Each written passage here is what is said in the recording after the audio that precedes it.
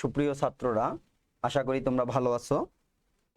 আমরা গত ক্লাসে সংঘর্ষ তত্ত্ব, বিক্রিয়ার সক্রিয়ণ শক্তি এবং অবস্থান্তর অবস্থা তত্ত্ব নিয়ে আলোচনা করছিলাম। আজকে আমরা আলোচনা করব প্রভাবক নিয়ে।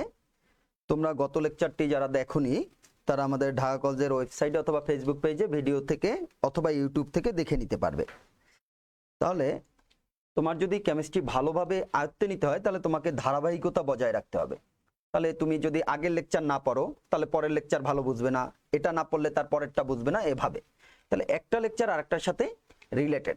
এ কারণে তুমি ধারাবাহিকভাবে যদি লেকচারগুলো ফলো করো অথবা দেখো, যদি তোমার শেখার ইচ্ছা থাকে। আর যদি শেখার ইচ্ছা না থাকে তাহলে আলাদা বিষয়।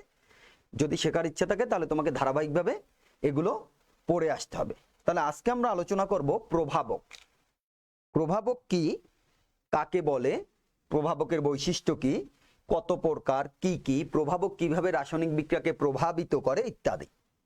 শুরুতে প্রভাবক নিয়ে যদি আমরা একটু কথা বলি, 1835 সালে বিজ্ঞানী বার্জেলিয়াস চিন্তা করেন যে বিক্রিয়াগুলো খুব স্লোলি ঘটে, অর্থাৎ খুব ধীর গতিতে ঘটে, এই বিক্রিয়াগুলোতে তোমার উৎপাদ পেতে অনেক সময় লাগে।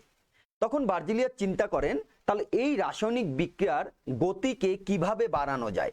তখন তিনি লক্ষ্য করলেন যে কোনো রাসায়নিক বিক্রিয়ায় এমন কোনো তৃতীয় পদার্থ আছে, এমন কোনো বহিরাগত পদার্থ ব্যবহার করা যায় যে পদার্থ ব্যবহার করলে ওই রাসায়নিক বিক্রিয়ার হার বৃদ্ধি পায় এবং বিক্রিয়া শেষে ভর ও সংযুক্তিতে ওই যে বহিরাগত পদার্থটি সে অপরিবর্তিত থাকে।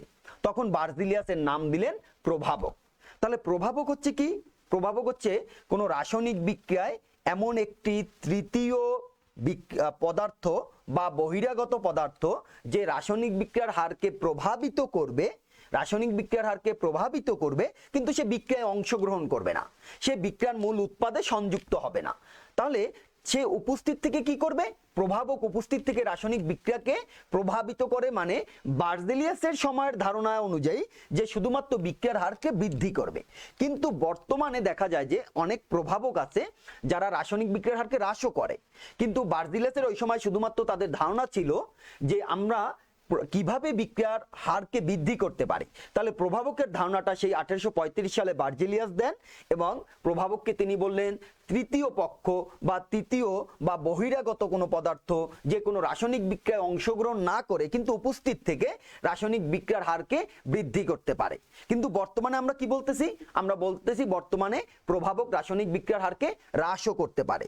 তাহলে ওই যে বহিরাগত পদার্থ তার মধ্যের যে অন্তর্নিহিত শক্তি, সেই শক্তিকে বলবো আমরা প্রভাবন শক্তি এবং ওই বস্তুটাকে বলবো প্রভাবক, এবং সে যে ঘটনাটা ঘটাবে, সে যে ক্রিয়াকর্মটা করবে, এটাকে বলা হবে প্রভাবন। তাহলে আমি বলছি কি, বহিরাগত ওই পদার্থটি অন্তর্নিহিত শক্তিকে আমরা কি বলবো? অন্তর্নিহিত শক্তিকে আমরা বলবো প্রভাবন শক্তি। অন্তর্নিহিত শক্তিকে বলবো প্রভাবন শক্তি, বহিরাগত ওই পদার্থটিকে আমরা কি বলবো? ওইটাকে বলবো আমরা প্রভাবক, এবং তা সে যে ঘটনাটি ঘটাবে এটাকে আমরা বলবো প্রভাবন। এটাকে আমরা বলবো প্রভাবন। তাহলে প্রভাবন শক্তি, প্রভাবক, প্রভাবন। ওই বহিরাগত পদার্থটির অন্তর্নিহিত শক্তি হবে প্রভাবন শক্তি, পদার্থটাকে আমরা প্রভাবক নামে রাখবো এবং তাকে আমরা কি হিসেবে, তার যে ঘটনাটা, সে যে ক্রিয়াকর্মটা করে, এটাকে আমরা প্রভাবন হিসেবে চিন্তা করব। তাহলে আমরা পরবর্তীতে দুটো শব্দ নিয়ে কাজ করব, একটা হচ্ছে প্রভাবক আর একটি হচ্ছে প্রভাবন। মনে করো একটি রাসায়নিক বিক্রিয়ায় তুমি অক্সিজেন উৎপন্ন করতে চাও। এখন তুমি মেডিকেলে ইউজ করার জন্য অক্সিজেন সাপ্লাই দিতে চাও। তুমি কি করলা? তুমি পটাশিয়াম ক্লোরেটকে তাপ দিলা। পটাশিয়াম ক্লোরেটকে যদি তাপ দাও তাহলে উৎপন্ন হয় পটাশিয়াম ক্লোরাইড আর অক্সিজেন। তাহলে এটা যদি তাপ দাও তুমি, তাহলে পটাশিয়াম ক্লোরেট থেকে অক্সিজেন উৎপন্ন হতে 4 ঘন্টা সময় লাগে। তাহলে কত ঘন্টা সময় লাগবে? 4 ঘন্টা সময় লাগবে। তাহলে এত ঘন্টা সময় নিয়ে যদি তুমি অক্সিজেন উৎপন্ন করো তাহলে তোমার উৎপাদনের হার অবশ্যই অনেক কম হবে। তখন চিন্তা করা হলো তাহলে পটাশিয়াম ক্লোরেটকে কি, কার উপস্থিতিতে কিভাবে তাপ দিলে দ্রুত অক্সিজেন পাওয়া যাবে। তখন তারা এটার জন্য প্রভাবক ইউজ করলো কি? এটার জন্য প্রভাবক ইউজ করলো ম্যাঙ্গানিজ অক্সাইড। এটার জন্য প্রভাবক ইউজ করলো ম্যাঙ্গানিজ অক্সাইড। যখনই তুমি ম্যাঙ্গানিজ অক্সাইড ইউজ করলা, সাথে সাথে এই বিক্রিয়ায় অক্সিজেন উৎপন্ন হচ্ছে 15 মিনিট সময়। অক্সিজেন কত মিনিট সময় উৎপন্ন হচ্ছে? 15 মিনিট সময়। তাহলে দেখো, যে পটাশিয়াম ক্লোরাইড থেকে অক্সিজেন উৎপন্ন হতে আমাদের 4 ঘন্টা সময় লাগতো, সেই পটাশিয়াম ক্লোরাইড থেকে অক্সিজেন উৎপন্ন হতে শুধুমাত্র ম্যাঙ্গানিজ ডাইঅক্সাইডের উপস্থিতিতে আমাদের সময় লাগতেছে কত মিনিট? 15 মিনিট। আমাদের সময় লাগতেছে 15 মিনিট। তাহলে ম্যাঙ্গানিজ ডাইঅক্সাইড এই বিক্রিয়ার জন্য কি? ম্যাঙ্গানিজ ডাইঅক্সাইড হচ্ছে এই বিক্রিয়ার জন্য প্রভাবক। তাহলে এভাবে বিক্রিয়ায় তুমি রাসায়নিক বিক্রিয়াকে প্রভাবক ব্যবহার করে প্রভাবিত করতে পারো।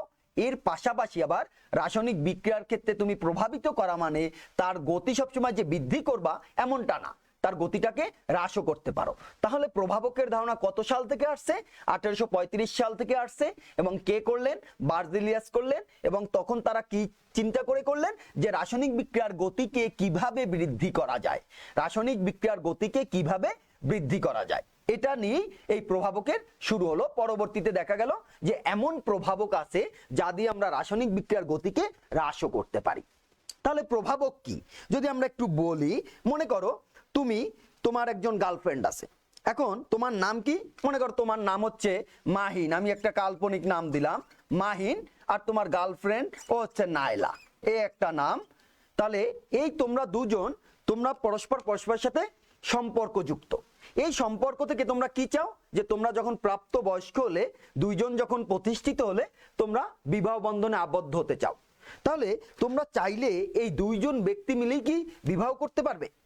না। তখন তোমরা বলতে পারো যে পরিবার লাগবে, বাবা মা লাগবে। না, বিয়ে করতে হলে বাবা মা পরিবার লাগে না।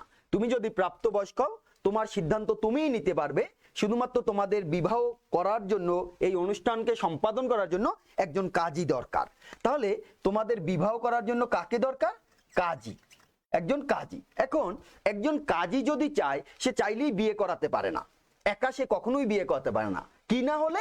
দুইজন সাক্ষী না হলে। তাহলে আমার দুইজন সাক্ষী দরকার। মনে করো দুইজন সাক্ষী, একজন হচ্ছে রহিম আর একজন হচ্ছে করিম। একজন হচ্ছে রহিম আর একজন হচ্ছে করিম, এই দুজন সাক্ষী নিলাম আমরা। করিম সাহেব একটু কানে কম শোনেন, মানে বধির টাইপের, কানে সে কম শোনে, বধির টাইপের। এবার তুমি বলো, তাহলে এই যে তোমাদের বিবাহ অনুষ্ঠানে যখন তোমার বিবাহের দিন কাজী কি বলবে? কাজী যখন তোমার হবু যে স্ত্রী তাকে কবুল বলতে বলবেন, তখন তিনি যখন কবুল বলবেন, এখন স্বাভাবিকভাবেই বিয়ের দিনে তোমার হবু স্ত্রী সে একটু লাজুক, সে কবুল বলবে কিন্তু আস্তে। যদিও এখন যুগ উল্টাইছে এভাবে যে আমরা দেখি যে 8 বছরের বাচ্চা আছে এমন মায়েরাও ড্যান্স দিয়ে দিয়ে বিয়ে করে, এটা আলাদা ইস্যু। তারপর আমরা যদি স্বাভাবিক যেটা ঘটে, যেটা মেজরিটি ক্ষেত্রে ঘটে, সেটা যদি চিন্তা করি, তাহলে এই নাইলা তিনি কি থাকবেন? লাজুক থাকবেন। লাজুক থাকলে তিনি যখন এই বিয়ের দিনে কবুল বলবেন, কবুল বললে কবুলটা তিনি আস্তে বলবেন। এখন যে বধির ব্যক্তি সে কিন্তু কানে এটা শুনবে না, কারণ আস্তে বলছে, তাকে চিৎকার করে বলা দরকার। কিন্তু এই রহিম সাহেব সে সহজেই শুনতে পারবে যে কবুল বলা হচ্ছে। কাজী যখন সাক্ষ্য নিতে যাবেন তাদের কাছে, কাজী জিজ্ঞেস করবেন যে আপনি কি মেয়ে কবুল বলছে, আপনি কি শুনছেন? বলবে হ্যাঁ শুনছি। করিম সাহেবকে যখন জিজ্ঞেস করা হবে মেয়ে কবুল বলছে, আপনি কি শুনছেন? বলে না, মেয়ে কবুল বলে নাই। তাহলে কি হলো ঘটনাটা? রহিম সাহেব এই কাজীর কাজকে সহায়তা করলো, সে কাজীর কাজকে আরো সহায়তা করলো। আর করিম সাহেব কি করলো? কাজীর কাজকে ব্যাঘাত সৃষ্টি করলো, বাধা সৃষ্টি করলো। তাহলে এখানে রহিম সাহেব যে কাজীর কাজকে সহযোগিতা করে, এই রহিমকে আমরা বলবো প্রভাবক সহায়ক। রহিম এখানে কি? রহিম হচ্ছে এখানে প্রভাবক সহায়ক। আর করিম কি এখানে? তাহলে করিম হচ্ছে আমাদের প্রভাবক বিষ। করিম হচ্ছে প্রভাবক বিষ। তাহলে আমার প্রভাবককে? প্রভাবক হচ্ছে এই কাজী। আমার প্রভাবককে? প্রভাবক হচ্ছে কাজী। তাহলে দেখো কাজী কি করবে? কাজী হচ্ছে তোমাদের বিয়েটা সংগঠিত করবে, কিন্তু তোমার বিয়ে হওয়ার পরে সে আবার তার জায়গায় চলে যাবে, আবার অন্য একজন। আর তাহলে সে কি হচ্ছে? তোমার বিয়েতে উপস্থিত থেকে তোমার কাজটা সম্পাদনে সে সহায়তা করছে, বাট তোমার বিয়ার পরে সে তার মতো করে আছে, তার নিজের কোনো অবস্থার পরিবর্তন হবে না। তাহলে এই হচ্ছে প্রভাবক। আর এই প্রভাবকের কাজকে যে সহযোগিতা করবে, যে সহায়তা করবে, তাকে বলবো প্রভাবক সহায়ক। আর যে সহযোগিতা করবে না বরং বাধা সৃষ্টি করবে, তাকে বলবো আমরা প্রভাবক বিষ। তাহলে প্রভাবক কাকে বলে?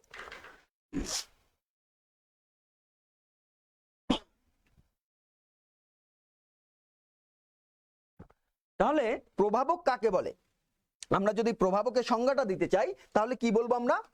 যে বস্তু কোনো রাসায়নিক বিক্রিয়ায় উপস্থিত থেকে বিক্রিয়ার বেগকে বৃদ্ধি বা হ্রাস করে এবং বিক্রিয়া শেষে ভর ও সংযুক্তিতে নিজে অপরিবর্তিত থাকে তাকে প্রভাবক বলে। তাহলে তোমরা আবার একটু লিখে নাও, আমি সংজ্ঞাটা বলি, তোমরা লিখে নাও কাগজে, খাতায় লেখো সবাই। যে বস্তু কোনো রাসায়নিক বিক্রিয়ায় উপস্থিত থেকে বিক্রিয়ার বেগকে বৃদ্ধি বা হ্রাস করে কিন্তু বিক্রিয়া শেষে ভর ও সংযুক্তিতে নিজে অপরিবর্তিত থাকে তাকে প্রভাবক বলে। মনে করো তুমি যদি একটি বিক্রিয়া নাও, নাইট্রোজেন, হেবারবস পদ্ধতিতে বিক্রিয়া যদি আমরা খেয়াল করি, নাইট্রোজেন আর হাইড্রোজেন, এই বিক্রিয়ায় আমার কি উৎপন্ন হবে? এই বিক্রিয়ায় আমার উৎপন্ন হবে অ্যামোনিয়া। নাইট্রোজেন হাইড্রোজেন, এই বিক্রিয়ায় আমার উৎপন্ন হবে কি? অ্যামোনিয়া। এইখানে যদি আমরা আয়রন চূর্ণ প্রভাবক হিসাবে ব্যবহার করে থাকি তাহলে এখানে আয়রন চূর্ণ হচ্ছে প্রভাবক। তাহলে হেবারবস পদ্ধতিতে অ্যামোনিয়া উৎপাদনে আমাদের প্রভাবকটা হচ্ছে আয়রন চূর্ণ। এখন তাহলে প্রভাবক সহায়ক কাকে বলে? তুমি দেখো রহিম এবং করিম তারা চাইলেও কিন্তু কাজটি করতে পারে না। তার মানে প্রভাবক সহায়ক আর প্রভাবক বিষ তারা চাইলেই প্রভাবক হতে পারে না। তাহলে প্রভাবক সহায়ক কারা? যারা প্রভাবক হতে পারবে না কিন্তু প্রভাবকের কাজকে সহায়তা করতে পারবে। প্রভাবক বিষ কি?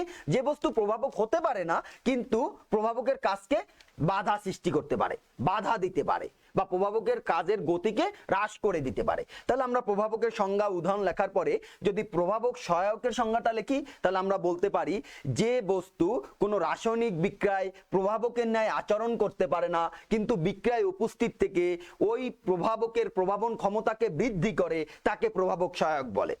তাহলে প্রভাবক সহায়কের সংজ্ঞাটা আমরা কি বলছি? যে বস্তু কোনো রাসায়নিক বিক্রিয়ায় প্রভাবক হিসেবে আচরণ করতে পারে না বা প্রভাবক হিসেবে ক্রিয়া করতে পারে না কিন্তু বিক্রিয়ায় প্রভাবকের প্রভাবন ক্ষমতাকে বৃদ্ধি করতে পারে তাদেরকে প্রভাবক সহায়ক বলে। যেমন এই বিক্রিয়ায় যদি তুমি মলিবডেনাম নাও তাহলে মলিবডেনাম আয়রন চূর্ণের এই প্রভাবন ক্ষমতাকে বৃদ্ধি করে দেয়। তাহলে মলিবডেনাম এখানে কি? মলিবডেনাম এখানে হচ্ছে প্রভাবক সহায়ক। মলিবডেনাম এখানে হচ্ছে প্রভাবক সহায়ক। তাহলে আয়রন চূর্ণটা কি? আয়রন চূর্ণটা হচ্ছে প্রভাবক। তাহলে এই বিক্রিয়ায় চাইলেই মলিবডেনাম কিন্তু প্রভাবক হতে পারবে না কিন্তু সে প্রভাবকের যে বিক্রিয়ার ক্ষমতা বৃদ্ধি করার ক্ষমতা বা প্রভাবন ক্ষমতা সেটাকে সে সহজেই কি করতে পারবে? বৃদ্ধি করে দিতে পারবে। আমরা আরেকটি বিক্রিয়া যদি চিন্তা করি 2SO2 যোগ O2, এই বিক্রিয়ায় 2SO3 উৎপন্ন হবে। এই বিক্রিয়া প্লাটিনাম প্রভাবকের উপস্থিতিতে সংঘটিত হয়। তাহলে এখানে প্লাটিনামটা হচ্ছে কি? আমার প্লাটিনামটা হচ্ছে প্রভাবক এবং বিক্রিয়াটায় যদি তুমি আর্সেনিক অক্সাইড ইউজ করো তাহলে ওই প্লাটিনামের প্রভাবন ক্ষমতা হ্রাস পেয়ে যায়। বিক্রিয়াটায় যদি তুমি আর্সেনিক অক্সাইড ইউজ করো তাহলে প্লাটিনামের প্রভাবন ক্ষমতাটা হ্রাস পেয়ে যায়। তাহলে এখানে আর্সেনিক অক্সাইডটা কি? আমার আর্সেনিক অক্সাইডটা হচ্ছে প্রভাবক বিষ। আর্সেনিক অক্সাইডটা হচ্ছে প্রভাবক বিষ। তাহলে লেখো প্রভাবক বিষের সংজ্ঞা: যে বস্তু কোনো রাসায়নিক বিক্রিয়ায় প্রভাবকের ন্যায় আচরণ করতে পারে না কিন্তু বিক্রিয়ায় উপস্থিত থেকে প্রভাবন ক্ষমতা হ্রাস করে তাকে প্রভাবক বিষ বলে। তাহলে প্রভাবক বিষ কাকে বলে বলছি? প্রভাবক বিষ বলছি যে বস্তু কোনো রাসায়নিক বিক্রিয়ায় প্রভাবকের ন্যায় আচরণ করতে পারে না। যে বস্তু কোনো রাসায়নিক বিক্রিয়ায় প্রভাবকের ন্যায় আচরণ করতে পারে না কিন্তু বিক্রিয়ায় উপস্থিত থেকে প্রভাবকের প্রভাবন ক্ষমতা হ্রাস করে তাকে প্রভাবক বিষ বলে।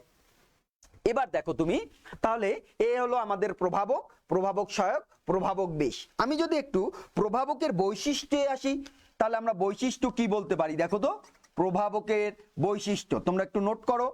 প্রভাবকের বৈশিষ্ট্য, তাহলে প্রভাবকের বৈশিষ্ট্য যদি বলো তাহলে দেখো তুমি যখন তোমার গার্লফ্রেন্ডের সাথে যাত্রা শুরু করছিলে তখন কিন্তু কাজী ছিল না, তার মানে তোমাদের সম্পর্ক শুরুর ক্ষেত্রে কাজী কোনো ভূমিকা রাখতে পারেনি। আবার যখন তোমরা পরস্পর আলাদা হয়ে যাবা তখনও কাজীর কোনো ভূমিকা থাকে না। তার মানে প্রভাবক কোনো রাসায়নিক বিক্রিয়াকে কি করতে পারে না, শুরু করতে পারে না, আবার কি করতে পারে না, শেষও করতে পারে না, কিন্তু বিক্রিয়ার গতিকে সে প্রভাবিত করতে পারে, বিক্রিয়ার গতিকে সে প্রভাবিত করতে পারে। তাহলে প্রথম বৈশিষ্ট্য হচ্ছে প্রভাবক কোনো রাসায়নিক বিক্রিয়া শুরু বা শেষ করতে পারে না। লিখে ফেলো, প্রথম বৈশিষ্ট্য হচ্ছে কোনো প্রভাবক রাসায়নিক বিক্রিয়া শুরু বা শেষ করতে পারে না, শুধুমাত্র বিক্রিয়ার বেগকে প্রভাবিত করতে পারে, শুধুমাত্র বিক্রিয়ার বেগকে প্রভাবিত করতে পারে। তাহলে বিক্রিয়া শুরু বা শেষ করতে পারে না, শুরু বা শেষ করতে পারে না, এটা যদি আমরা বলি অল্প করে, প্রভাবক কোনো রাসায়নিক বিক্রিয়া শুরু বা শেষ করতে পারে না। দ্বিতীয় আমরা বলতে পারি কি, যে কোনো নির্দিষ্ট বিক্রিয়ার জন্য, মনে করো তুমি হেবারবাস পদ্ধতিতে প্রভাবক ইউজ করছো আয়রন চূর্ণ, হেবারবাস পদ্ধতিতে প্রভাবক ইউজ করছো আয়রন চূর্ণ, তাহলে এই আয়রন চূর্ণ অ্যামোনিয়া উৎপাদনে প্রভাবক, কিন্তু এই আয়রন চূর্ণ সালফার ট্রাইঅক্সাইড এই বিক্রিয়া যদি তুমি ব্যবহার করো তাহলে কিন্তু সে প্রভাবকের তার এখানে ক্রিয়া করতে পারবে না। তার মানে প্রত্যেকটা বিক্রিয়ার জন্য তোমার প্রভাবক হচ্ছে নির্দিষ্ট, প্রত্যেকটা বিক্রিয়ার জন্য প্রভাবক হচ্ছে নির্দিষ্ট। তার মানে প্রভাবক নির্দিষ্ট বিক্রিয়ার জন্য প্রভাবক নির্দিষ্ট, তোমরা একটু লিখে ফেলো, নির্দিষ্ট বিক্রিয়ার জন্য প্রভাবক হচ্ছে কি নির্দিষ্ট, নির্দিষ্ট বিক্রিয়ার জন্য প্রভাবক হচ্ছে নির্দিষ্ট। 3 নম্বর বৈশিষ্ট্য আমরা কি বলতে পারি, 3 নম্বর আমরা বলতে পারি বিক্রিয়া শেষে ভর ও সংযুক্তিতে প্রভাবক অপরিবর্তিত থাকবে, বিক্রিয়া শেষে ভর ও সংযুক্তিতে প্রভাবক নিজে অপরিবর্তিত থাকবে, বিক্রিয়া শেষে প্রভাবক ভর ও সংযুক্তিতে নিজে অপরিবর্তিত থাকবে। 4 নম্বর বৈশিষ্ট্য যদি তুমি খেয়াল করো, দেখো মনে করো এই কাজী যে তোমাদের বিবাহ সম্পন্ন করলো, কাজীর উচ্চতা যদি 6 ফুট হয় আর কাজীর উচ্চতা যদি 4 ফুট হয়, তাহলে কোনো পার্থক্য আছে কিনা, তার ক্ষেত্রে কোনো সমস্যা আছে কিনা? দুই 6 ফুট উচ্চতার কাজীও বিবাহ পড়াবে বা বিবাহ করাবে, তোমাদের 4 ফুট উচ্চতার কাজে সেই কাজটি করাবে। তাহলে প্রভাবক তুমি কত বেশি নিছো বা কত কম নিছো সেটা বিষয় না, ওর কম নিলেও সে যে তার কাজটা সেটা করতে পারবে, বেশি নিলেও করতে পারে। তার মানে বিক্রিয়ার জন্য সামান্য প্রভাবকই যথেষ্ট, বিক্রিয়ার জন্য সামান্য প্রভাবকই যথেষ্ট, অনেকগুলো প্রভাবক নেওয়ার দরকার নেই, বিক্রিয়ার জন্য আমাদের সামান্যটুকু পরিমাণ প্রভাবক হলেই যথেষ্ট। তাহলে প্রভাবক কি কাজ করে? প্রভাবক হচ্ছে বিক্রিয়ার সক্রিয়ণ শক্তি হ্রাস করে বিকল্প পথ সৃষ্টি করে। তাহলে প্রভাবক বিক্রিয়ার সক্রিয়ণ শক্তি হ্রাস করে বিকল্প পথ সৃষ্টি করে। তাহলে 5 নম্বর পয়েন্ট হচ্ছে আমাদের প্রভাবক বিক্রিয়কের জন্য বিকল্প পথ সৃষ্টি করে দেয়। বিকল্প যে পথ সৃষ্টি করে সেই পথে কি সুবিধা? সেই পথে সুবিধা হলো যে ওইখানে সক্রিয়ণ শক্তির মান অনেক কমে যায়। তোমরা গত লেকচারে দেখছো সক্রিয়ণ শক্তি যত বেশি হয় বিক্রিয়ক অণুগুলোর পক্ষে সেই পরিমাণ সক্রিয়ণ শক্তি হ্রাস করা তত কঠিন হয়। এ কারণে যত তুমি প্রভাবক যখন ইউজ করবা সাথে সাথে সে বিক্রিয়াকে এমন ভাবে পরিচালিত করবে যেন বিক্রিয়ার সক্রিয়ণ শক্তির মান হ্রাস পায়, যেন বিক্রিয়ার সক্রিয়ণ শক্তির মান হ্রাস পায়। এই যে সক্রিয়ণ শক্তির মান হ্রাস পায় সেটা সে কিভাবে করে? একটা বিকল্প পথ সৃষ্টির মাধ্যমে করে, বিকল্প পথ সৃষ্টির মাধ্যমে করে।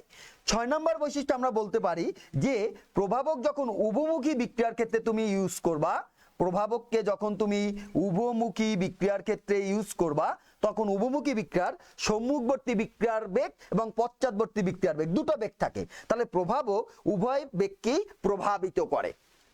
তাহলে প্রভাবক উভমুখী বিক্রিয়ার উভয় বেগকেই কি করবে? প্রভাবিত করবে। 7 নম্বর বৈশিষ্ট্য আমরা বলতে পারি কি? 7 নম্বর বৈশিষ্ট্য হচ্ছে প্রভাবক রাসায়নিক সাম্যাবস্থার কোনো পরিবর্তন করতে পারে না। প্রভাবক রাসায়নিক সাম্যাবস্থার কোনো পরিবর্তন করতে পারে না। তার মানে কোনো রাসায়নিক বিক্রিয়া যদি সাম্যাবস্থায় উপনীত হয় সেই সাম্যাবস্থার কোনো পরিবর্তন প্রভাবক করতে পারবে না, সাম্যাবস্থার কোনো পরিবর্তন প্রভাবক করতে পারবে না। 8 নম্বর বৈশিষ্ট্য আমরা বলতে পারি প্রভাবকের প্রভাবন ক্ষমতা বৃদ্ধি পাবে যদি সেটি মিহি গুঁড়া জাতীয় পদার্থ হয়। তাহলে তোমরা একটা পয়েন্ট করো, প্রভাবকের প্রভাবন ক্ষমতা বৃদ্ধি পাবে যদি এটি মিহি গুঁড়া জাতীয় পদার্থ, অর্থাৎ যদি তার সারফেস এরিয়াটা বড় হয়। সারফেস এরিয়া বড় হলে কি হয়? সারফেস এরিয়া বড় হলে বিক্রিয়ার হার বৃদ্ধি পায়। কোথায় পড়ে আসছি আমরা? যে বিক্রিয়ার হারের উপর বিভিন্ন নিয়ামকের প্রভাবে সেখানে আমাদের ছিল বিক্রিয়কের পৃষ্ঠতলের ক্ষেত্রফল। সেই বিক্রিয়কের পৃষ্ঠতলের ক্ষেত্রফলের মধ্যে আমরা কি পড়ে আসছিলাম? যে যদি কোনো বিক্রিয়কের পৃষ্ঠতলের ক্ষেত্রফল যত বেশি হবে তার বিক্রিয়ার হার তত বেশি হবে, অর্থাৎ উৎপন্ন করার হার তত বৃদ্ধি পাবে। তাহলে প্রভাবকের বৈশিষ্ট্যের ক্ষেত্রেও আমরা এটা বলতে পারি যে প্রভাবক যদি মিহি গুঁড়া জাতীয় পদার্থ হয় তাহলে তার প্রভাবন ক্ষমতাটা কি হবে? তার প্রভাবন ক্ষমতাটা বৃদ্ধি পাবে। মোটামুটি এই 8টি বৈশিষ্ট্য আমরা প্রভাবকের ক্ষেত্রে বলতে পারি। তাহলে প্রভাবকের প্রথম বৈশিষ্ট্য বলছি, প্রভাবক কোনো রাসায়নিক বিক্রিয়া শুরু বা শেষ করতে পারে না, শুধুমাত্র বিক্রিয়ার বেগকে প্রভাবিত করতে পারে। প্রভাবিত করতে পারে মানে হচ্ছে সে বিক্রিয়ার বেগকে বৃদ্ধি করতে পারে অথবা হ্রাস করতে পারে। দ্বিতীয় বৈশিষ্ট্য আমরা বলছি একটি নির্দিষ্ট বিক্রিয়ার জন্য প্রভাবক নির্দিষ্ট। দ্বিতীয় বৈশিষ্ট্য হচ্ছে নির্দিষ্ট বিক্রিয়ার জন্য প্রভাবক নির্দিষ্ট। তৃতীয় বৈশিষ্ট্য আমরা বলছি যে প্রভাবক তোমার বিক্রিয়া শেষে ভর ও সংযুক্তিতে ধর্ম ও গুণে নিজে অপরিবর্তিত থাকবে। চতুর্থ বৈশিষ্ট্য আমরা বলছি কোন রাসায়নিক বিক্রিয়ার জন্য সামান্য পরিমাণ প্রভাবকই যথেষ্ট। পঞ্চম বৈশিষ্ট্য বলছি প্রভাবক রাসায়নিক বিক্রিয়ার শক্তি হ্রাস করে একটি বিকল্প পথ সৃষ্টি করে যাতে বেশি সংখ্যক বিক্রিয়া কোনো ওই বিক্রিয়ার শক্তি অর্জন করে উৎপাদে পরিণত হতে পারে। ষষ্ঠ বৈশিষ্ট্য বলছি প্রভাবক উভমুখী বিক্রিয়ার সম্মুখ এবং পশ্চাৎ উভয় বিক্রিয়ার বেগকে প্রভাবিত করে। সপ্তম বৈশিষ্ট্য আমরা বলছি কি? সপ্তম বৈশিষ্ট্য বলছি প্রভাবক সাম্যাবস্থার কোনো পরিবর্তন করতে পারে না। অষ্টম বৈশিষ্ট্য আমরা কি বলছি? অষ্টম বৈশিষ্ট্য আমরা বলছি প্রভাবকের প্রভাবন ক্ষমতা বৃদ্ধি পাবে যদি সেটি মিহি গুঁড়া জাতীয় পদার্থ হয়। যদি সেটি মিহি গুঁড়া জাতীয় পদার্থ হয়, মিহি গুঁড়া জাতীয় পদার্থ হয়। তাহলে এই হচ্ছে আমাদের প্রভাবকের বৈশিষ্ট্য। এবার আসো প্রভাবকের বৈশিষ্ট্যের পরে আমরা চলে যাই প্রভাবক এর প্রকারভেদে। প্রভাবকের প্রকারভেদ আমরা দুই ভাবে শিখব। প্রথম যেভাবে আমরা প্রভাবকের বৈশিষ্ট্য প্রকারভেদ করব সেটা হচ্ছে তাদের কাজের উপর ভিত্তি করে। তাহলে কাজের উপর ভিত্তি করে আমার প্রভাবক কত প্রকার? কাজের উপর ভিত্তি করে আমার প্রভাবক হচ্ছে 4 প্রকার। একটি হচ্ছে ধনাত্মক প্রভাবক। কাজের উপর ভিত্তি করে আমার প্রভাবক কত প্রকার? 4 প্রকার। একটি ধনাত্মক প্রভাবক, দ্বিতীয়টি হচ্ছে ঋণাত্মক প্রভাবক। ধনাত্মক প্রভাবক, দ্বিতীয়টি হচ্ছে ঋণাত্মক প্রভাবক, তৃতীয়টি হচ্ছে স্বয়ং বা অটো প্রভাবক। স্বয়ং বা অটো প্রভাবক, স্বয়ং বা অটো প্রভাবক। আর চতুর্থটি হচ্ছে আমাদের আবিষ্ট প্রভাবক। তাহলে কাজের ধরনের উপর ভিত্তি করে আমাদের প্রভাবক কত প্রকার? কাজের ধরনের উপর ভিত্তি করে আমাদের প্রভাবক হচ্ছে 4 প্রকার। ধনাত্মক প্রভাবক, ঋণাত্মক প্রভাবক, স্বয়ং বা অটো প্রভাবক, আবিষ্ট প্রভাবক। মনে করো একটি রাসায়নিক বিক্রিয়ায় একটু আগে যেটা আমি লিখছিলাম, দেখো 2KCl3, এটা থেকে আমরা কি তৈরি করছিলাম? এটা থেকে তৈরি করছিলাম 2KCl আর 3O2। এই বিক্রিয়া তাপ দিয়ে সংগঠিত করি কার উপস্থিতিতে? ম্যাঙ্গানিজ ডাইঅক্সাইডের উপস্থিতিতে। তাহলে ম্যাঙ্গানিজ ডাইঅক্সাইড এখানে কি করে? ম্যাঙ্গানিজ ডাইঅক্সাইড এই বিক্রিয়ার বেগকে বৃদ্ধি করে। তাহলে যে প্রভাবক কোনো রাসায়নিক বিক্রিয়ায় উপস্থিত থেকে ওই বিক্রিয়ার হারকে বৃদ্ধি করবে তাকে ধনাত্মক প্রভাবক বলা হবে। যে প্রভাবক কোনো রাসায়নিক বিক্রিয়া উপস্থিত থেকে বিক্রিয়ার হারকে বৃদ্ধি করবে তাকে ধনাত্মক প্রভাবক বলা হবে। তাহলে এখানে ধনাত্মক প্রভাবকটাকে ম্যাঙ্গানিজ ডাইঅক্সাইড, এখানে ধনাত্মক প্রভাবকটা হচ্ছে ম্যাঙ্গানিজ ডাইঅক্সাইড। ম্যাঙ্গানিজ ডাইঅক্সাইড এই পটাশিয়াম ক্লোরেটের বিয়োজনকে ত্বরান্বিত করে, মানে দ্রুত করে দেয়। তাহলে ধনাত্মক প্রভাবকের সংজ্ঞা যদি আমরা লিখি, তোমরা একটু লিখে নাও যে ধনাত্মক প্রভাবক কাকে বলে? যে প্রভাবক কোন রাসায়নিক বিক্রিয়ায় উপস্থিত থেকে বিক্রিয়ার হারকে বৃদ্ধি করবে, কোন রাসায়নিক বিক্রিয়ায় উপস্থিত থেকে বিক্রিয়ার হারকে বৃদ্ধি করবে তাকে আমরা বলবো ধনাত্মক প্রভাবক। তাকে আমরা বলবো ধনাত্মক প্রভাবক। এবং এই প্রভাবকের যে ক্ষমতাটা বা প্রভাবকের যে ধর্মটা বা প্রভাবক যে ঘটনাটা ঘটায় সেটাকে বলা হবে প্রভাবন। সেটাকে বলা হবে প্রভাবন। এবার দেখো ঋণাত্মক প্রভাবক, মনে করো ক্লোরোফর্ম CaCl3 এটা জারিত হবে। ক্লোরোফর্ম যদি জারিত হয় সেটা উৎপন্ন করে তোমার, ক্লোরোফর্ম জারিত হয়ে উৎপন্ন হয় ফসজিন গ্যাস COCl2 আর HCl। তাহলে এই গ্যাসটার নাম হচ্ছে ফসজিন গ্যাস। ফসজিন গ্যাস হচ্ছে বিষাক্ত। ফসজিন গ্যাস হচ্ছে বিষাক্ত। তাহলে এটা যত বেশি জারিত হবে তত বিষাক্ত গ্যাস উৎপন্ন হবে, তত বিষাক্ত গ্যাস উৎপন্ন হবে। এক্ষেত্রে যদি তুমি এক কাজ করো, এই জারণটাকে নিয়ন্ত্রিত করতে চাও, তার হারকে হ্রাস করতে চাও, তুমি চাইলে এখানে 2% ইথানল ব্যবহার করতে পারো।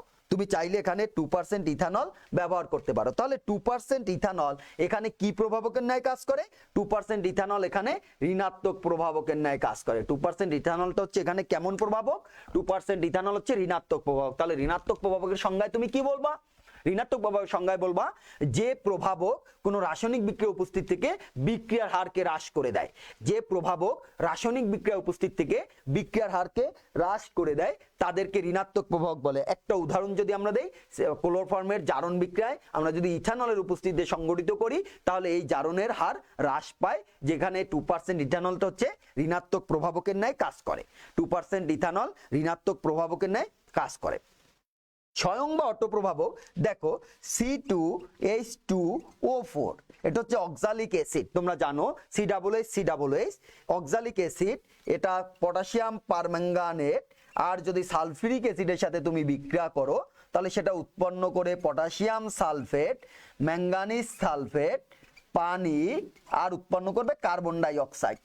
এই যে ম্যাঙ্গানিজ সালফেট উৎপন্ন হয় তাহলে শুরুতে বিক্রিয়ায় পটাশিয়াম পারম্যাঙ্গানেটের গোলাপি বর্ণ আস্তে আস্তে দ্রবীভূত হয়, কিন্তু যখনই ম্যাঙ্গানিজ সালফেটের মধ্যে ম্যাঙ্গানেট আয়ন উৎপন্ন হয়ে যায় Mn2+, সাথে সাথে ওই পটাশিয়াম পারম্যাঙ্গানেটের গোলাপি বর্ণ দ্রুত দ্রবীভূত হয়। সাথে সাথে ওই ম্যাঙ্গানিজ সালফেট অর্থাৎ ম্যাঙ্গানিজ আয়ন উৎপন্ন হওয়ার সাথে সাথে বিক্রিয়ার হার বেড়ে যায়, অর্থাৎ এই পটাশিয়াম পারম্যাঙ্গানেটের গোলাপি বর্ণ দ্রবীভূত হওয়ার হার বেড়ে যায়। তাহলে এখানে ম্যাঙ্গানিজ সালফেট তথা ম্যাঙ্গানেট আয়ন কি প্রভাবকের ন্যায় কাজ করে? স্বয়ং বা অটো প্রভাবক। তাহলে স্বয়ং বা অটো প্রভাবক তুমি কাকে বলবে? স্বয়ং বা অটো প্রভাবক বলা হবে যদি কোনো রাসায়নিক বিক্রিয়ায় উৎপাদ নিজেই একটি প্রভাবকের ন্যায় কাজ করে। যদি কোনো রাসায়নিক বিক্রিয়ায় উৎপাদ নিজেই একটি প্রভাবকের ন্যায় কাজ করে তখন সেটাকে আমরা বলি স্বয়ং বা অটো প্রভাবক। তখন সেটাকে আমরা কি প্রভাবক বলবো? স্বয়ং বা অটো প্রভাবক।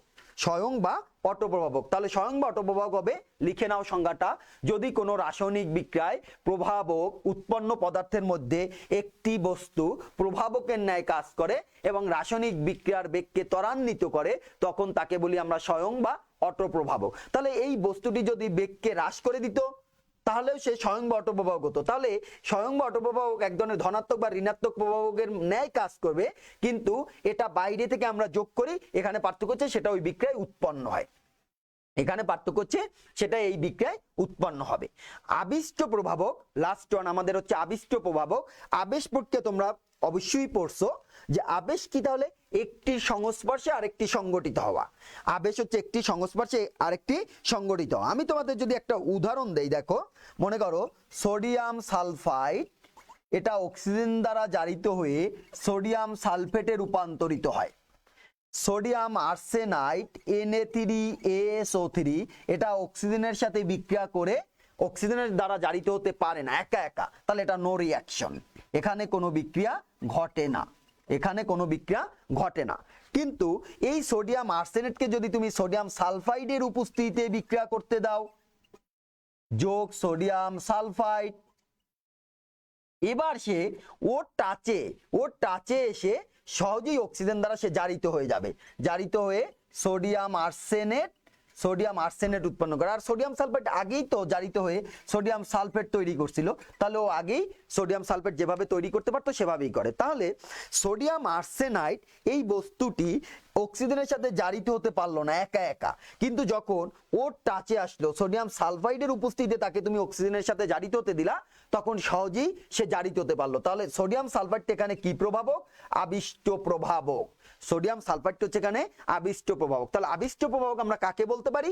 আমরা বলতে পারি যদি কোনো বস্তু অন্য কোনো বিক্রিয়কের সাথে একা একা বিক্রিয়া করতে না পারে কিন্তু তৃতীয় আরেকটি বস্তুর উপস্থিতিতে সে বিক্রিয়া করতে পারে, তখন ওই তৃতীয় বস্তুটিকে ওই বিক্রিয়ার জন্য আবিষ্ট প্রভাবক বলা হয়। তখন ওই তৃতীয় বস্তুটিকে ওই বিক্রিয়ার জন্য আবিষ্ট প্রভাবক বলা হয়। তাহলে কাজের উপর ভিত্তি করে আমাদের প্রভাবক কত প্রকার? কাজের উপর ভিত্তি করে আমাদের প্রভাবক হচ্ছে 4 প্রকার। একটি হচ্ছে ধনাত্মক প্রভাবক, একটি হচ্ছে ঋণাত্মক প্রভাবক, একটি হচ্ছে আমাদের স্বয়ং বা অটো প্রভাবক, আর সর্বশেষ যেটা আমরা পড়লাম সেটা হচ্ছে আবিষ্ট প্রভাবক। আমরা একটু সংজ্ঞাগুলো শিখবো, এর পাশাপাশি একটা করে উদাহরণ শিখে রাখবো। তাহলে এই যে আমরা শ্রেণী বিভাগটা করলাম, এই শ্রেণী বিভাগটা আমরা করলাম কিসের উপর ভিত্তি করে বললাম? এই শ্রেণী বিভাগটা করলাম আমরা কাজের উপর ভিত্তি করে। প্রভাবককে আমরা অন্যভাবেও তা ভৌত দশার উপর ভিত্তি করেও শ্রেণী বিভাগ করতে পারি। তাহলে প্রভাবককে ভৌত দশার উপর ভিত্তি করে দুই ভাগে ভাগ করা যায়। দেখো, প্রভাবককে ভৌত দশার উপর ভিত্তি করে দুই ভাগে ভাগ করা যায়। একটি হচ্ছে সমসত্ব প্রভাবক, একটি হচ্ছে সমসত্ব প্রভাবক, আর একটি হচ্ছে অসমসত্ব প্রভাবক। সমসত্ব প্রভাবক আর অসমসত্ব প্রভাবক, ছেলেরা নোট করো। ভৌত দশার উপর ভিত্তি করে প্রভাবক কত প্রকার? ভৌত দশার উপর ভিত্তি করে প্রভাবক দুই প্রকার, একটি সমসত্ব আর একটি অসমসত্ব। সমসত্ব প্রভাবক তুমি কাকে বলবা? সমসত্ব প্রভাবক বলবা যে রাসায়নিক বিক্রিয়ায় প্রভাবক বিক্রিয়ক একই ভৌত অবস্থায় থাকবে। প্রভাবক এবং বিক্রিয়ক একই ভৌত অবস্থায় থাকবে। মনে করো SO2 গ্যাস, O2 গ্যাস, এই বিক্রিয়ায় 2SO3 উৎপন্ন হয় গ্যাস। এই বিক্রিয়ায় তুমি যদি গ্যাসীয় নাইট্রিক অক্সাইড ব্যবহার করো প্রভাবক হিসেবে, তাহলে এই হচ্ছে প্রভাবক। তাহলে দেখো সবাই একই দশায় আছে, সবাই একই দশায় আছে, তাহলে এটাকে বলবো আমরা, এই প্রভাবককে তখন বলবো সমসত্ব প্রভাবক। আর এই যে ঘটনাটা ঘটতেছে এখানে, এই ঘটনাটাকে বলা হবে সমসত্ব প্রভাবন। এই ঘটনাটাকে বলা হবে সমসত্ব প্রভাবন। তাহলে সমসত্ব প্রভাবক কাকে বলে? যে রাসায়নিক বিক্রিয়ায় বিক্রিয়ক এবং প্রভাবক, যে রাসায়নিক বিক্রিয়ায় বিক্রিয়ক এবং প্রভাবক, কেউ কেউ বিক্রিয়ক উৎপাদ এবং প্রভাবক সবই বলেন, তুমি যেভাবেই বলো, যে রাসায়নিক বিক্রিয়ায় বিক্রিয়ক এবং প্রভাবক একই ভৌত অবস্থায় থাকে, তখন ওই বিক্রিয়ায় ওই প্রভাবককে সমসত্ব প্রভাবক বলে এবং এই ঘটনাকে সমসত্ব প্রভাবন বলা হয়, এবং এই ঘটনাকে বলা হয় সমসত্ব প্রভাবন। এই সেম বিক্রিয়াটি যদি আমি এভাবে করি, দেখো সেম বিক্রিয়ায় আমার বিক্রিয়ক উৎপাদ একই থাকবে, শুধুমাত্র যদি আমি প্রভাবকটাকে বাবা চেঞ্জ করে দেই, প্রভাবক চেঞ্জ করে আমি নিলাম প্লাটিনাম, প্লাটিনাম। তাহলে প্লাটিনাম কেমন? সলিড। তাহলে দেখো এবার বিক্রিয়ক এবং প্রভাবক ভিন্ন ভিন্ন ভৌত অবস্থায় অবস্থান করে। এখানে বিক্রিয়ক এবং প্রভাবক ভিন্ন ভিন্ন ভৌত অবস্থায় অবস্থান করে, তখন এই ঘটনাকে, এই প্রভাবককে তখন বলবো অসমসত্ব প্রভাবক, এবং এই ঘটনাকে বলা হবে অসমসত্ব প্রভাবন। এই ঘটনাকে বলা হবে অসমসত্ব প্রভাবন। তাহলে ভৌত দশার উপর ভিত্তি করে আমাদের প্রভাবক কত প্রকার? দুই প্রকার, একটি সমসত্ব প্রভাবক, একটি অসমসত্ব প্রভাবক। সমসত্ব হবে সবাই একই ফেজে থাকবে, একই দশায় থাকবে, আর অসমসত্ব হবে প্রভাবক আর বিক্রিয়ক উৎপাদগুলো ভিন্ন ভিন্ন ভৌত অবস্থায় থাকবে। সমসত্ব প্রভাবকের ঘটনাকে কি বলবো? সমসত্ব প্রভাবন বলবো। আর এই অসমসত্ব প্রভাবকের ঘটনাকে আমরা বলবো কি? অসমসত্ব প্রভাবন। এই হচ্ছে আমাদের প্রভাবকের শ্রেণী বিভাগ এ পর্যন্ত। দেখো তোমরা একটু লিখে নাও, প্রভাবকের শ্রেণী বিভাগ আমাদের এই পর্যন্ত। এরপরে আমরা চলে যাব যে প্রভাবকের প্রভাবন কৌশলে। প্রভাবকের প্রভাবন কৌশল, প্রভাবক বিক্রিয়াকে কিভাবে প্রভাবিত করে, প্রভাবক বিক্রিয়াকে কিভাবে প্রভাবিত করে, তোমরা টাইটেলটা দাও তাহলে, প্রভাবকের প্রভাবন কৌশল। দেখা যায় যে কোন প্রভাবক রাসায়নিক বিক্রিয়াকে দুটি কৌশলে প্রভাবিত করে। একটি প্রভাবক একটি কৌশল অবলম্বন করে, একটি প্রভাবক একটি কৌশল অবলম্বন করে। সেক্ষেত্রে আমরা দেখতে পাই যে এই দুটি কৌশল দ্বারাই প্রভাবকগুলো মূলত রাসায়নিক বিক্রিয়াকে প্রভাবিত করে থাকে। এই দুটি কৌশলের মধ্যে একটি হচ্ছে অন্তর্বর্তী যৌগ গঠন, আর একটি হচ্ছে অধিশোষণ। তাহলে প্রভাবকের প্রভাবন কৌশল দুটি বিষয়ের উপর নির্ভরশীল, একটি হচ্ছে অন্তর্বর্তী যৌগ গঠন, আর একটি হচ্ছে অধিশোষণ। এই অন্তর্বর্তী যৌগ গঠনের যেটা আলোচনার বিষয় সেটাকে আমরা বলি অন্তর্বর্তী যৌগ তত্ত্ব, আর অধিশোষণের এই আলোচনার বিষয়টিকে বলি আমরা অধিশোষণ তত্ত্ব, আর এটাকে বলি কি আমরা? অধিশোষণ তত্ত্ব। তাহলে আমরা এখন আলোচনা করতে যাচ্ছি প্রভাবকের প্রভাবন কৌশলে। তোমরা একটু খেয়াল করো, তাহলে আমরা বলছি প্রভাবকের প্রভাবন কৌশল কতভাবে হতে পারে? দুই ভাবে হতে পারে। একটা হচ্ছে অন্তর্বর্তী যৌগ গঠনের মাধ্যমে, আরেকটি অধিশোষণের মাধ্যমে। তাহলে আমরা টাইটেলটা দিয়ে নেই, প্রভাবকের প্রভাবন কৌশল। প্রভাবকের প্রভাবন কৌশল, প্রভাবন কৌশল, প্রভাবকের প্রভাবন কৌশল। তাহলে প্রভাবক রাসায়নিক বিক্রিয়াকে প্রভাবিত করে কয়টা কৌশল উপর ভিত্তি করে? দুটা। একটা হচ্ছে অন্তর্বর্তী যৌগ গঠন, আর একটি হচ্ছে অধিশোষণ। আমরা প্রথমটা একটু পড়ি, অন্তর্বর্তী যৌগ গঠন। অন্তর্বর্তী যৌগ গঠন, এটাকে তুমি এটাও বলতে পারো যে অন্তর্বর্তী যৌগ তত্ত্ব, এটাকে তুমি এভাবেও বলতে পারো যে অন্তর্বর্তী যৌগ তত্ত্ব।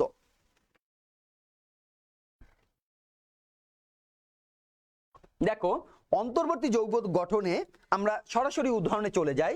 মনে করো একটু আগে যে বিক্রিয়াটা আমরা দেখছি 2SO2 যোগ O2 বিক্রিয়ায় উৎপন্ন হবে 2SO3, এই বিক্রিয়া আমার প্রভাবককে নাইট্রিক অক্সাইড।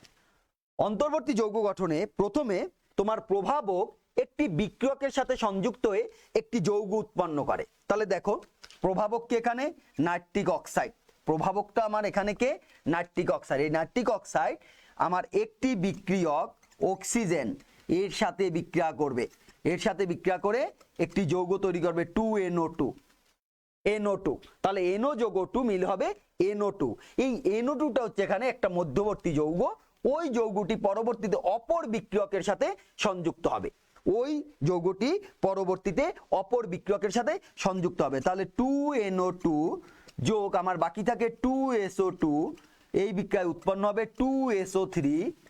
2SO3 হলে আমার অক্সিজেন এখান থেকে কমে যাবে, দুটা কমে গেলে আমার থাকবে 2NO, কমে গেলে আমার থাকবে 2NO।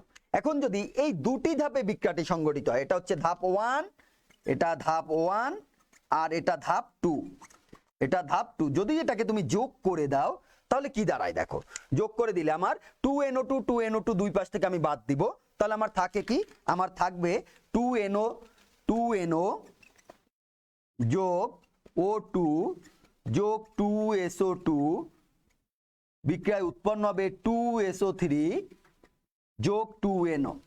তার মানে এই যে NO যেটা ছিল বিক্রিয়কে যেভাবে ছিল বিক্রিয়ার শুরুতে, বিক্রিয়ার শেষেও সেভাবেই ছিল। তার মানে কি, তার মানে প্রভাবক হচ্ছে তোমার প্রথমে একটি বিক্রিয়কের সাথে সংযুক্ত হয়ে একটি যৌগ তৈরি করবে, ওই যৌগ আবার অপর যে বিক্রিয়ক তার সাথে সংযুক্ত হয়ে উৎপাদ তৈরির সাথে সাথে প্রভাবকের আবার পুনর্জন্ম হবে, প্রভাবকের আবার পুনর্জন্ম হবে। তাহলে এই যে মধ্যবর্তী যৌগ তৈরি করে এই প্রভাবক কি করছে, তাহলে একটি বিক্রিয়কের সাথে সংযুক্ত হয়ে অন্তর্বর্তী একটি যৌগ তৈরি করছে। তাহলে এটাকে আমরা বলতে পারি প্রভাবক, এটা হচ্ছে বিক্রিয়ক আমার 1, এর অক্সিজেনটা হচ্ছে বিক্রিয়ক 1, এইটা হচ্ছে আমার অন্তর্বর্তী যৌগ, এই যৌগটা হচ্ছে আমার অন্তর্বর্তী যৌগ। আর এখানে প্রভাবক কি হচ্ছে, পুনর্জন্ম হচ্ছে, প্রভাবকের আবার কি হচ্ছে, পুনর্জন্ম হচ্ছে। তুমি প্রভাবকের সংজ্ঞার মধ্যেই তো বলে আসছো যে প্রভাবক হচ্ছে এমন বস্তু যে রাসায়নিক বিক্রিয়া উপস্থিত থাকবে, বিক্রিয়াকে সংগঠিত করবে, সহায়তা করবে, কিন্তু বিক্রিয়া শেষে ভর ও সংযুক্তিতে নিজে অপরিবর্তিত থাকবে। তাহলে দেখো এই প্রভাবক একটি বিক্রিয়কের সাথে সংযুক্ত হয়ে অন্তর্বর্তী যৌগ তৈরি করলো, অন্তর্বর্তী যৌগটি অপর বিক্রিয়কের সাথে বিক্রিয়া সংগঠিত করে আবার প্রভাবকের পুনর্জন্ম করলো, সাথে সাথে উৎপাদ তৈরি করলো। তার মানে এই বিক্রিয়া অন্তর্বর্তী যৌগ তৈরির মাধ্যমে এখানে নাইট্রিক অক্সাইড যে প্রভাবক তুমি ইউজ করছো, নাইট্রিক অক্সাইড প্রভাবকটি অন্তর্বর্তী যৌগ তৈরির মাধ্যমে বিক্রিয়ার বেগকে প্রভাবিত করে, বিক্রিয়ার বেগকে ত্বরান্বিত করে। এ কারণে এটা অন্তর্বর্তী যৌগ গঠনের মাধ্যমে বলি আমরা, এবং এই তত্ত্বকে বলি অন্তর্বর্তী যৌগ গঠন তত্ত্ব। এই তত্ত্বটাকে আমরা বলি কি, অন্তর্বর্তী যৌগ গঠন তত্ত্ব। তাহলে প্রভাবকের প্রভাবন কৌশলের প্রথমটা হচ্ছে কি, অন্তর্বর্তী যৌগ গঠন। সোজা যে বিক্রিয়ক প্রথমে একটি বিক্রিয়ক একটি প্রভাবকের সাথে একটি বিক্রিয়ক সংযুক্ত একটি মধ্যবর্তী যৌগ তৈরি করবে, ওই মধ্যবর্তী যৌগটি অপর বিক্রিয়কের সাথে সংযুক্ত হয়ে উৎপাদ এবং ওই প্রভাবকের আবার পুনর্জন্ম দেবে। এটা হচ্ছে অন্তর্বর্তী যৌগ গঠন তত্ত্ব। দ্বিতীয় তত্ত্বটি হচ্ছে আমাদের অধিশোষণ তত্ত্ব। দ্বিতীয়টি হচ্ছে আমাদের অধিশোষণ তত্ত্ব। অধিশোষণ তত্ত্ব, অধিশোষণ তত্ত্বের মধ্যে আমরা বলছি যে প্রথমে এখানে কি হবে, ওই বিক্রিয়কের পৃষ্ঠতলে একটি বিক্রিয়ক অধিশোষিত হবে। অধিশোষিত হওয়া মানে হচ্ছে একটি কঠিন পদার্থের সারফেসে আরেকটি পদার্থের লেয়ার সৃষ্টি হওয়া, প্রলেপ পড়া। মনে করো একটি বিক্রিয়া আমরা উদাহরণ হিসেবে যদি ধরে নেই, বিক্রিয়াটি হচ্ছে আমাদের ইথিন যোগ হাইড্রোজেন। এই বিক্রিয়া নিকেল প্রভাবকের উপস্থিতিতে সংঘটিত হয়ে ইথেন তৈরি করে, এই বিক্রিয়া নিকেল প্রভাবকের উপস্থিতিতে সংঘটিত হয়ে ইথেন তৈরি করে। এখন যদি এই বিক্রিয়াটির তুমি কৌশল জানতে চাও কিভাবে হবে, তাহলে প্রথমে আমার নিকেল যে কঠিন প্রভাবক তার পৃষ্ঠতলে একটি বিক্রিয়ক অধিশোষিত হবে, একটি বিক্রিয়ক অধিশোষিত হবে। কার পৃষ্ঠতলে, ওই যে আমাদের তোমার প্রভাবক তার পৃষ্ঠতলে। তাহলে বিক্রিয়াটার যদি আমি একটু কৌশল চিন্তা করি, দেখো নিকেল যোগ হাইড্রোজেন, বিক্রিয়াটা হবে নিকেল যোগ হাইড্রোজেন। এই বিক্রিয়ায় প্রথমে হাইড্রোজেন কি হবে, নিকেলের সারফেসে অধিশোষিত হবে। তাহলে মনে করো এগুলো হচ্ছে নিকেলের অণু, এগুলো নিকেলের অণু, নিকেল, নিকেল, নিকেল, নিকেল। এখানে প্রথমে তোমার হাইড্রোজেনটা কি হবে, হাইড্রোজেনটা অধিশোষিত হবে। হাইড্রোজেন, তাহলে hydrogen H2, hydrogen hydrogen bond ছিল, ওই বন্ড আস্তে আস্তে ভাঙতে থাকবে, ভাঙা মানে ডট, আর বন্ড এখানে নিকেলের সাথে সংযুক্ত হতে থাকবে, এভাবে অধিশোষিত হবে। এই যে অধিশোষণটা, এখানে কোনো রাসায়নিক বিক্রিয়া ঘটেনি, এ কারণে এটাকে আমরা বলি ভৌত অধিশোষণ। এটাকে বলবো আমরা কি, ভৌত অধিশোষণ। এটাকে বলা হবে ভৌত অধিশোষণ। পরবর্তীতে দেখা যাবে যে নিকেলের ওই সারফেসে হাইড্রোজেন হাইড্রোজেন বন্ডটা ভেঙে গেছে। এবার যখনই নিকেলের টাচেই হাইড্রোজেন চলে আসে, তাদের মধ্যকার বন্ডটি লুজ হয়ে যায়, লুজ হয়ে গেলে এক সময় সেটা ভেঙে যায়। তাহলে পরের ধাপে আমার কি হচ্ছে, নিকেলের টাচে এসে হাইড্রোজেন হাইড্রোজেন বন্ড ভেঙে গেল। তাহলে নিকেল, একটু খেয়াল করো, এটা নিকেল, নিকেল, নিকেল। এবার তোমার কি হবে, দুটি হাইড্রোজেন দুটি নিকেল পরমাণুর সাথে, অর্থাৎ নিকেল পরমাণুর ওই সারফেসে অধিশোষিত হয়ে যাবে, এবং এটাকে আমরা বলি রাসায়নিক পরিশোষণ বা রাসায়নিক অধিশোষণ। প্রথমটা বলছি ভৌত, তাহলে এটা বলছি রাসায়নিক, রাসায়নিক অধিশোষণ, রাসায়নিক অধিশোষণ। এবং এক্ষেত্রে আমরা বলতে পারি বিক্রিয়কের বন্ধন বিয়োজন ও বিক্রিয়কের বন্ধন বিয়োজন ও বিক্রিয়কের বন্ধন বিয়োজন। যখন বিক্রিয়ক, ওই যে হাইড্রোজেন বিক্রিয়ক, তার বন্ধন বিয়োজিত হয়ে গেল, এবার কি করবে, এই সারফেসে এই ইথিন অণু চলে আসবে। এই সারফেসে এবার কি হবে, ইথিন অণু চলে আসবে। ইথিন অণু চলে এসে সে অন্তর্বর্তী যৌগ গঠন করে ফেলবে। ইথিন অণু ওই নিকেলের সারফেসে অন্তর্বর্তী যৌগ গঠন করে ফেলবে। দেখো, যখনই তুমি এর মধ্যে ইথিন অণু দিবা, তাহলে দেখো তার পরের ধাপে হচ্ছে ইথিন। যখন আমি ইথিন দিয়ে দিলাম, সাথে সাথে এবার নিকেল, নিকেল, নিকেল, নিকেল। এই নিকেলের সাথে এবার যখন তুমি ইথিন দিয়ে দিছো, তখন নিকেলের সাথে কারা ছিল, নিকেলের সাথে তোমার ছিল দুটি হাইড্রোজেন নিকেলের সাথে ছিল। ওই হাইড্রোজেনের সাথে এই কার্বন কার্বনের যে পাই বন্ড, সেই পাই বন্ডগুলো সংযুক্ত হতে থাকবে এভাবে। এটা দ্বারা এটা সংযুক্ত হবে, এটা দ্বারা এটা সংযুক্ত হবে, এর সাথে দুটি হাইড্রোজেন ছিল। তাহলে কি করলো, এখানে তোমার রাসায়নিক অধিশোষণের পরে, বিক্রিয়কের বন্ধন ভাঙার পরে, যখন ওর সারফেসে অপর বিক্রিয়ক চলে আসবে, অপর বিক্রিয়ক ওই সারফেসে মিলিত হয়ে একটি যৌগ তৈরি করবে, যে যৌগকে আমরা কি যৌগ বলবো, অন্তর্বর্তী জটিল যৌগ। তাহলে এই যৌগটা হচ্ছে আমার কিসের যৌগ, অন্তর্বর্তী জটিল যৌগ। অন্তর্বর্তী জটিল যৌগ, অন্তর্বর্তী জটিল যৌগ তৈরি করবে। অন্তর্বর্তী জটিল যৌগ তৈরি হওয়ার পরে তখন এই হাইড্রোজেন আর নিকেলের সাথে যে বন্ধন, সেই বন্ধনটা বিমুক্ত হয়ে যাবে।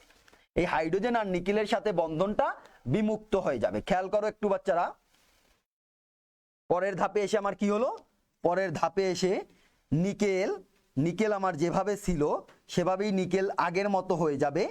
Nickel, nickel, nickel, nickel. এভাবে হওয়ার পরে এবার তোমার কি হচ্ছে, ওই কার্বনের সাথে তিনটি হাইড্রোজেন সংযুক্ত হয়ে যাচ্ছে, এবং এই বন্ডটা তাদের নিকেলের সাথে ভেঙে যাচ্ছে। ভেঙে ওই যে উৎপাদটি তৈরি হলো, ওই উৎপাদটি তখন এই নিকেল প্রভাবকের পৃষ্ঠদেশে অবস্থান করবে বা ওখানে পৃষ্ঠদেশে থাকবে। পরবর্তীতে সেটা শক্তি রিলিজের মাধ্যমে আমরা সেটাকে পৃথক করে নিয়ে আসবো। তাহলে এ ধাপে আমার কি হলো, এ ধাপে আমার উৎপাদ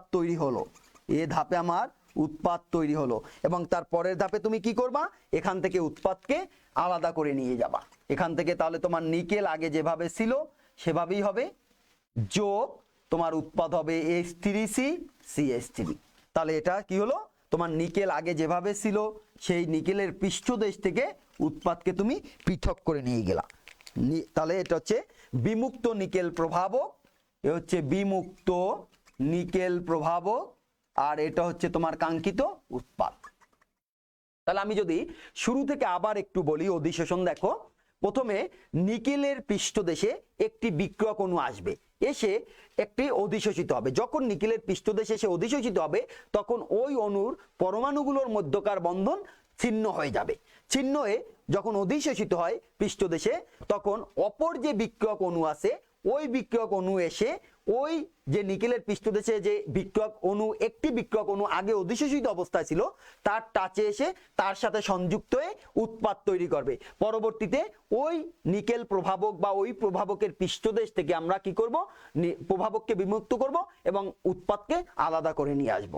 তাহলে এটা হচ্ছে প্রভাবকের প্রভাবন কৌশলের দ্বিতীয়টি, এটা হচ্ছে প্রভাবকের প্রভাবন কৌশলের দ্বিতীয় কৌশল, যেটাকে আমরা অধিশোষণের মাধ্যমে এই কৌশলটি হয়। অধিশোষণের মাধ্যমে মানে এই যে দেখো তুমি নিকেল প্রভাবকের পৃষ্ঠদেশে এটা অধিশোষিত হচ্ছে, একটা কঠিন পদার্থের পৃষ্ঠদেশে অন্য একটি পদার্থের তোমার প্রলেপ সৃষ্টি হচ্ছে। আবার এটাই দেখো আবার অন্তর্বর্তী যৌগ গঠনও করছে। তাহলে প্রভাবকগুলো দুটা ভাবে রাসায়নিক বিক্রিয়াকে প্রভাবিত করতে পারে। প্রভাবকগুলো দুটি ভাবে রাসায়নিক বিক্রিয়াকে প্রভাবিত করতে পারে। একটি হচ্ছে কি, একটি হচ্ছে অন্তর্বর্তী যৌগ গঠনের মাধ্যমে, আরেকটি হচ্ছে আমাদের তোমার অধিশোষণের মাধ্যমে, আরেকটি হচ্ছে আমাদের অধিশোষণের মাধ্যমে। তাহলে এই হচ্ছে প্রভাবকের প্রভাবন কৌশল, প্রভাবকের প্রভাবন কৌশল। তাহলে আসো আমরা পরের টপিকটায় চলে যাই। প্রভাবকের প্রভাবন কৌশল দেখলাম আমরা দুই প্রকার। এই কৌশলটা আমাদের জন্য ইম্পর্টেন্ট প্রভাবক অংশে, যে অধিশোষণ তত্ত্ব আর অন্তর্বর্তী যৌগ তত্ত্ব। এইটা আমরা একটু ভালো মতো খেয়াল করব, ভালো মতো একটু বই থেকে পড়ে নিব, তোমাদের কাছে যে বই আছে। এবং বই পড়ার কিন্তু বিকল্প নেই, যতই তুমি লেকচার দেখো, যতই তুমি যা করো না কেন, তুমি শীত পড়ো যা পড়ো, বই পড়ার কোনো বিকল্প নেই। তোমাকে অবশ্যই একাধিক বই পড়তে হবে। এখন কেউ কেউ ভাবতে পারো একটাই পড়তে পারি না, আমার একাধিক বই। যে যত বই পড়বে তার ইনফরমেশন তুমি তত বেশি জানবে, তত তোমার ওই টপিক আয়ত্তে আসবে। এখন প্রশ্ন হচ্ছে যে প্রভাবক তাহলে কি কাজ করে? প্রভাবক অন্তর্বর্তী যৌগ গঠন করে, প্রভাবক অন্তর্বর্তী যৌগ গঠন করার পাশাপাশি অধিশোষণ করে। তাহলে প্রভাবক যখন আমি ইউজ করতেছি, তাহলে বিক্রিয়ার বেগ কেন বৃদ্ধি পাচ্ছে? ওই আগেই আমরা বলছি প্রভাবক রাসায়নিক বিক্রিয়ায় একটি বিকল্প পথ সৃষ্টি করে। প্রভাবক রাসায়নিক বিক্রিয়ায় একটি বিকল্প পথ সৃষ্টি করে। মনে করো এই হচ্ছে আমার একটি বিক্রিয়ার কার্ভ, এই কার্ভ তোমরা অবশ্যই পরিচিত এটার সাথে। এদিকে আমরা নিয়েছিলাম বিক্রিয়ার অগ্রগতি, রিয়াকশন কোঅর্ডিনেট, এদিকে নিয়েছিলাম আমরা পটেনশিয়াল এনার্জি বা স্থিতি শক্তি। এখানে আমার কে ছিল? এখানে ছিল রিঅ্যাক্ট্যান্ট, এখানে ছিল প্রোডাক্ট, এটা ছিল ট্রানজিশন স্টেট। তাহলে আমরা অ্যাক্টিভেশন এনার্জি কি পড়ছিলাম? রিঅ্যাক্ট্যান্ট থেকে ট্রানজিশন স্টেট পর্যন্ত যে দূরত্ব বা শক্তির পার্থক্য, সেটাকে আমরা বলছিলাম অ্যাক্টিভেশন এনার্জি। এবার তুমি বলো অ্যাক্টিভেশন এনার্জি যত বাড়বে বিক্রিয়ার হার তত কি হবে? কমবে, কারণ কম সংখ্যক বিক্রিয়ক অণু বিক্রিয়ায় অংশগ্রহণ করবে, কম সংখ্যক বিক্রিয়ক অণু বিক্রিয়ায় অংশগ্রহণ করবে। তাহলে প্রভাবক কি কাজ করতেছে? প্রভাবক কাজ করতেছে ওই অ্যাক্টিভেশন এনার্জিটাকে হ্রাস করে দিচ্ছে। প্রভাবক রাসায়নিক বিক্রিয়ায় উপস্থিত থেকে অ্যাক্টিভেশন এনার্জিটাকে হ্রাস করে দিচ্ছে। যখন অ্যাক্টিভেশন এনার্জিটা হ্রাস পেলো, ওই যে উচ্চ লাভ প্রতিযোগিতার কথা বলছিলাম, উচ্চতা কমিয়ে দিছে, তখন বেশি সংখ্যক শিক্ষার্থী সেটা টপকাতে পারছে। তাহলে ঠিক প্রভাবক এই কাজটাই করে, ওই বিক্রিয়ার সক্রিয়ণ শক্তি কি করে দেয়? ওই বিক্রিয়ার সক্রিয়ণ শক্তি হ্রাস করে দেয়, ওই বিক্রিয়ার সক্রিয়ণ শক্তি সে হ্রাস করে দেয়। তাহলে এটুক হচ্ছে প্রভাবক বিহীন অবস্থায়, এটা হচ্ছে প্রভাবক বিহীন অবস্থায় সক্রিয়ণ শক্তি, আগেরটা যেটা বললাম। আর এই পরিমাণ সক্রিয়ণ শক্তি হচ্ছে প্রভাবকের উপস্থিতিতে। দেখো এটাও সক্রিয়ণ শক্তি, এটা হচ্ছে প্রভাবকের উপস্থিতিতে বা প্রভাবক যুক্ত অবস্থায়, প্রভাবক যুক্ত অবস্থায়। তাহলে দেখো প্রভাবককে যখন তুমি যুক্ত করছো, তখন সে কি হচ্ছে? বিক্রিয়ার সক্রিয়ণ শক্তি হ্রাস করে দিয়েছে। বিক্রিয়ার সক্রিয়ণ শক্তি হ্রাস করলে তোমার রিঅ্যাক্ট্যান্ট গুলোর পক্ষে বিক্রিয়ায় অংশগ্রহণ করা তত সহজ হবে। তখন রিঅ্যাক্ট্যান্ট গুলো সহজেই ওই বিক্রিয়ায় সংঘর্ষের মাধ্যমে ওই পরিমাণ এনার্জি অর্জন করে বিক্রিয়ায় উৎপাদে পরিণত হতে পারে। তার মানে প্রভাবক কি কাজ করে? তার মানে প্রভাবক হলো রাসায়নিক বিক্রিয়ার বিকল্প পথ সৃষ্টি করে। প্রভাবক রাসায়নিক বিক্রিয়ার বিকল্প পথ সৃষ্টি করে। ওই বিকল্প পথের মাধ্যমে এমন ভাবে সৃষ্টি করে যেন তোমার বিক্রিয়কের ক্ষেত্রে কি হয়? বিক্রিয়কগুলোর ক্ষেত্রে সক্রিয়ণ শক্তির মান হ্রাস পেয়ে যায়। সক্রিয়ণ শক্তির মান হ্রাস পেলে বিক্রিয়কগুলোর জন্য উৎপাদে পরিণত হওয়াটা তত সহজ হয়ে যায়, বিক্রিয়কগুলোর জন্য উৎপাদে পরিণত হওয়াটা তত সহজ হয়ে যায়। তাহলে প্রভাবকের কাজই হচ্ছে রাসায়নিক বিক্রিয়ায় সক্রিয়ণ শক্তিকে হ্রাস করে দেয়। প্রভাবকের কি কাজ? রাসায়নিক বিক্রিয়ার সক্রিয়ণ শক্তিকে হ্রাস করে দেয়। মনে করো তুমি যদি একটি পাহাড়ের অপর পাশে যেতে চাও, তোমার সামনে একটি পাহাড় আছে, সেই পাহাড়ে মনে করো এটি হচ্ছে একটি পাহাড়, এই পাহাড়ের তুমি এই প্রান্তে আসো, এবার তুমি এই প্রান্তে যেতে চাও। এই প্রান্ত থেকে এই প্রান্তে যেতে হলে তোমাকে কি করতে হবে? এই পাহাড়ের উপর থেকে উঠে উঠে চূড়ায় গিয়ে এরপরে যেতে হবে। এখন যদি তোমাকে কেউ বলে না তোমাকে এই পাহাড়ের পাদদেশ থেকে আমি একটি টানেল করে দিব, পাহাড়ের পাশ থেকে একটা টানেল করে দিব ওই পাশে যাওয়ার জন্য, তাহলে তোমার পক্ষে কোনটা সহজ হবে? অবশ্যই তুমি ওই টানেলের মাধ্যমে যদি অপর পাশে যাও তাহলে সেটা যাওয়া তোমার জন্য সহজ। এ কারণে আমরা বলতে পারি যে প্রভাবক যে কাজটি করে সেই কাজটি হচ্ছে ওই তোমার টানেলের মতো। প্রভাবক যে কাজটি করে সেটা হচ্ছে ওই টানেলের মতো, অর্থাৎ বিক্রিয়াকে এমন ভাবে এমন পথে পরিচালিত করে যে পথে সক্রিয়ণ শক্তির মানটা কমে যায়। সক্রিয়ণ শক্তির মানটা কমে গেলে বিক্রিয়কগুলো সহজেই উৎপাদে পরিণত হতে পারে। আমরা যদি একটু ম্যাক্সওয়েল বোলজম্যানের একটি গ্রাফ দেখি, দেখো তাহলে হচ্ছে কণা সংখ্যা বনাম গতিশক্তি, কণা সংখ্যা বনাম গতিশক্তি। তাহলে ওনারা দেখান যে যখনই সক্রিয়ণ শক্তি হ্রাস পেয়ে যায় প্রভাবক ইউজ করি তখনই রাসায়নিক বিক্রিয়ায় কণার সংখ্যা বৃদ্ধি পায়, রাসায়নিক বিক্রিয়ায় কণার সংখ্যা বৃদ্ধি পায়। মনে করো এই পরিমাণ কণা তোমার বিক্রিয়ায় অংশগ্রহণ করছে, কখন? যখন প্রভাবক ছিল না, প্রভাবক বিহীন অবস্থায়, প্রভাবক বিহীন অবস্থায় এই পরিমাণ কণা বিক্রিয়ায় অংশগ্রহণ করছে। কিন্তু যখনই তুমি প্রভাবক ইউজ করলে তখন সাথে সাথে বিক্রিয়ায় অংশগ্রহণকারী কণার সংখ্যা তোমার কি হয়ে গেল? বেড়ে গেল। তাহলে এই যে কণার সংখ্যা বেড়ে গেল এটা কোন অবস্থায়?